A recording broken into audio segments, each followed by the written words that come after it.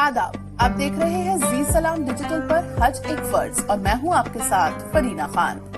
सियाह रंग और कुरानी आयात से सजे हुए खाना काबा के गिलाफ किस्वा को हर बरस यौम अरफा यानी 9 ज़िलहिज्जा को तब्दील किया जाता है।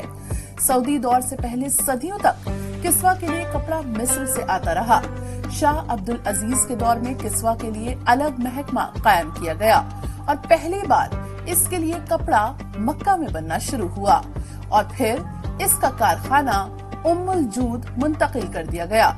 इस कारखाने में पानी को पाक किया जाता है जिससे किस्वा में इस्तेमाल किए जाने वाले रेशम को धोया जाता है।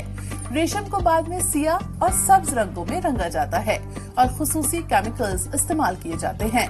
सूती कपड़े को भी इसी तरह धोया और रंगा जाता है। किस्वा पर मशीनों के जरिए कुरानी आयात और दुआएं काढ़ी जाती हैं।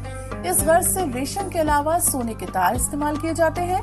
ये मशीनें फी मीटर 9,986 धागे इस्तेमाल करती है ताकि किस्वा को रिकॉर्ड मुद्दत में तैयार किया जा सके। किस्वा की लागत का ताल्लुक तारीखी तौर पर मक्के के हुक्मरां की माली हैसियत से रहा है, लेकिन हर हुक्मरां ने अच्छे से अच्छा गिलाफ बनवाने की कोशिश की।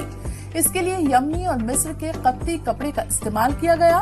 काबे को कालीन जैसे कपड़े से भी ढका जाता रहा है। इन्हीं तरह की वीडियोस के लिए आप देखते रहिए जी सलाम डिजिटल।